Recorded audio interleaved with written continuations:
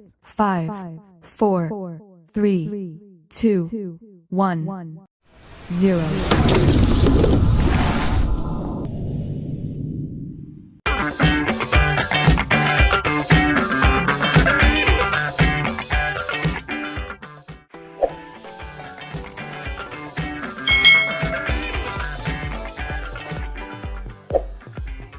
Hai.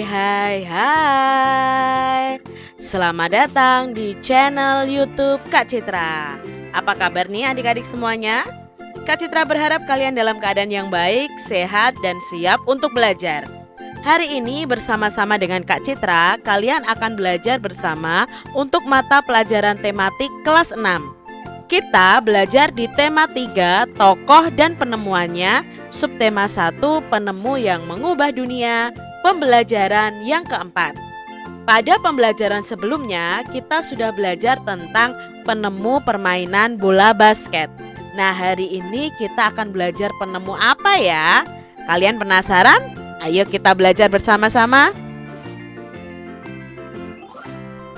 Tahukah adik-adik semua siapa penemu lampu pijar? Bagaimana ya ia menemukannya? Dan sikap apa yang harus kita contoh darinya? Nah adik-adik, penemu lampu pijar adalah Thomas Alva Edison. Thomas Alva Edison ini adalah sang penemu bola lampu pijar. Pernahkah terbayang oleh adik-adik semua hidup tanpa penerangan? Setelah matahari terbenam, tentu akan sulit melakukan kegiatan di luar rumah karena lingkungan yang gelap gulita. Kegiatan di dalam rumah mungkin juga akan terbatas adik-adik. Kita patut mensyukuri salah satu penemuan besar yang mengubah dunia. Penemuan bola lampu pijar oleh Thomas Alva Edison. Thomas Alva Edison ini lahir di Milan, Ohio pada tanggal 11 Februari 1847. Ia tidak pernah menyelesaikan pendidikan resmi di sekolah. Ia hanya sempat bersekolah selama 3 bulan adik-adik. Edison ini diajar oleh ibunya di rumah. Walaupun tidak mengikuti pendidikan formal, terlihat bahwa Edison ini memiliki rasa ingin tahu yang sangat tinggi. Di usia 11 tahun, Thomas Alva Edison ini sudah dapat membuat telegraf sederhana. Di usia 12 tahun, ia memanfaatkan waktu luangnya untuk membaca literatur dan melakukan berbagai macam percobaan. Nah, pada tahun 1861, ia dapat mencetak koran adik-adik. Koran terbitannya adalah Weekly Herald. Ini laris terjual. Ia melihat dunia butuh penerangan. Ia menghabiskan waktu selama 2 tahun serta dana yang cukup besar untuk mengembangkan penemuan itu. Melalui kerja kerasnya, pada tanggal 21 Oktober 1879 lahir lampu pijar listrik pertama yang dapat menyala selama 40 jam. Kegigihan Thomas Alva Edison ini memberikan hal baru bagi dunia. Rasa ingin tahunya yang tinggi dan sikap pantang menyerahnya mampu mengubah dunia menjadi lebih baik. Nah, ini tadi penemu lampu pijar. Identifikasi informasi pada teks eksplanasi di atas. Tuliskan informasinya pada grafik seperti ini adik-adik. Nah, teks tadi yang berjudul Thomas Alva Edison sang penemu lampu pijar itu adalah teks eksplanasi. Nah, teks eksplanasi itu terdiri dari topik masalah, penjelasan, dan kesimpulan atau pesan dari penulis. Nah, kita akan mengidentifikasi bersama-sama nih adik-adik berdasarkan bacaan tadi dengan menggunakan grafik berikut ini. Paragraf pertama yaitu topik masalah. Apa yang dibahas pada teks di atas? Nah, yang dibahas pada teks di atas adalah penemuan bola lampu pijar yang bisa mengubah dunia. Paragraf kedua atau deret penjelasnya, siapakah Thomas Alva Edison di paragraf kedua tadi? Ya, Thomas Alva Edison adalah seorang penemu lampu pijar yang lahir di Milan, Ohio pada tanggal 11 Februari 1847. Lalu paragraf 3 itu juga termasuk dalam deret penjelas. Pertanyaannya, bagaimana Thomas Alva Edison ini menemukan bola lampu pijar? Nah, menemukannya setelah menghabiskan waktu selama 2 tahun dan dana yang besar. Bola lampu pijar listrik ini akhirnya ditemukan pada 21 Oktober 1879 yang mampu menyala selama 40 jam. Jadi Thomas Alva Edison ini selalu melakukan percobaan.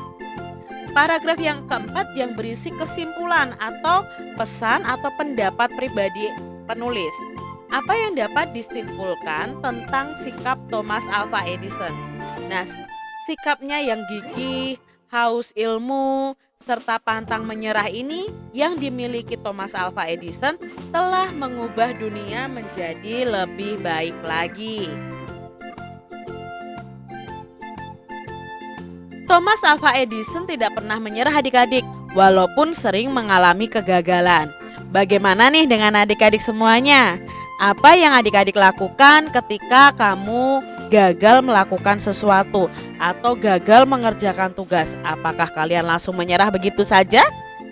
Ya, kita tiru ya adik-adik, Thomas Alva Edison ini tidak pernah menyerah walaupun dia mengalami kegagalan terus-menerus. Namun pada akhirnya dia bisa menemukan suatu penemuan yang mengubah dunia. Dengan ditemukannya lampu pijar, saat ini kita dapat melakukan berbagai hal di malam hari, seperti yang dilakukan oleh Siti dan adiknya berikut ini. Lampu belajar hadiah dari ayah. Setiap malam hari pukul 19 sampai pukul 20, Siti dan adiknya selalu belajar. Mereka belajar dengan menggunakan lampu belajar. Lampu belajar itu adalah hadiah dari ayah 6 bulan yang lalu. Ayah memberikan lampu belajar kepada Siti dan adiknya supaya mereka giat belajar. Siti selalu menjaga lampu belajar miliknya. Ia mematikan ketika sudah selesai digunakan. Ia juga membersihkannya jika kotor. Sampai saat ini lampu belajar Siti masih dapat digunakan dengan baik. Siti terlihat nyaman saat belajar. Berbeda dengan adik Siti yang selalu mengeluh ketika belajar. Lampu belajarnya rusak. Lampu belajarnya rusak karena sering tidak dimatikan. Terlihat juga banyak kotoran yang menempel karena jarang dibersihkan. Ayah berpesan kepada Siti dan adiknya untuk merawat barang-barang mereka. Barang-barang yang dirawat dengan baik tidak mudah rusak. Nah, hal ini membuat barang-barang tersebut dapat dimanfaatkan dalam waktu yang lama. Adik-adik, kalian harus bisa merawat barang-barang milik kalian. Jadi kalau kalian memiliki barang-barang yang berharga untuk kalian harus menjaga dan merawatnya supaya bisa dimanfaatkan dalam waktu yang lama dan tidak mudah rusak.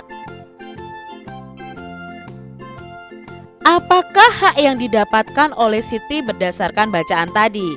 Ya, Siti itu mendapatkan hak untuk belajar, lalu mendapatkan fasilitas belajar yang mendukung dan mendapatkan perhatian dari orang tuanya. Lalu di sini apakah hak yang didapatkan oleh adik Siti? Nah, hak yang didapatkan oleh adik Siti itu sama dengan yang didapat oleh Siti, yaitu hak untuk belajar, mendapatkan fasilitas belajar yang mendukung, dan mendapatkan perhatian dari orang tua. Apakah Siti telah menggunakan haknya dengan tanggung jawab adik-adik? Iya, Siti sudah menggunakan haknya dengan tanggung jawab. Karena lampu belajar yang diberikan ayahnya dijaga dengan baik oleh Siti, dengan mematikannya jika tidak digunakan dan ketika kotor lampunya dibersihkan. Tapi berbeda, apakah adik Siti telah menggunakan haknya dengan tanggung jawab? Tidak ya adik-adik ya, belum melaksanakan menggunakan haknya dengan tanggung jawab karena lampu belajar adik Siti rusak. Akibat adik Siti itu sering membiarkannya menyala dan jarang membersihkannya. Apa ya manfaat ketika kita menggunakan hak kita dengan tanggung jawab? Nah, manfaatnya itu orang lain akan selalu menghargai kita, selalu dipercaya oleh orang lain, dan menjaga hubungan baik dengan orang lain. Jadi orang lain tidak akan kecewa jika kita menggunakan hak kita dengan penuh tanggung jawab, dan orang lain tidak akan merasa terganggu adik-adik. Amatilah benda-benda yang menjadi hakmu nih adik-adik. Coba amati benda-benda yang menjadi hakmu di rumah. Apakah kamu telah menggunakannya dengan tanggung jawab? Nah, di sini Kak Citra ada tabel tentang benda-benda yang menjadi hakmu di rumah. Lalu apakah kalian sudah bertanggung jawab dengan hak kalian? Contoh benda yang pertama adalah sandal misalnya. Bagaimana kamu menggunakannya? Kalian bisa menjelaskan. Lalu bagaimana kamu merawatnya? Apakah kamu sudah bertanggung jawab dalam menggunakannya? Dan apa manfaatnya ketika kamu bertanggung jawab merawat sandalmu? Coba adik-adik kalian bisa tulis di buku kalian masing-masing tentang benda-benda yang menjadi hak kalian dan isi tabelnya seperti ini.